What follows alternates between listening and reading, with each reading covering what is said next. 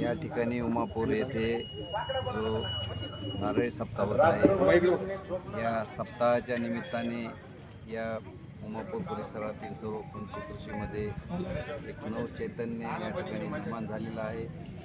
आणि खरंच या सप्ताहाच्या माध्यमातून शिवाजी महाराजच्या नेतृत्वाखाली या ठिकाणी देत आहे.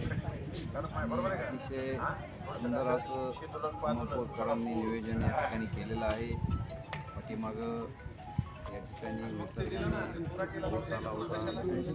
त्या पावसावर कामाला केलं.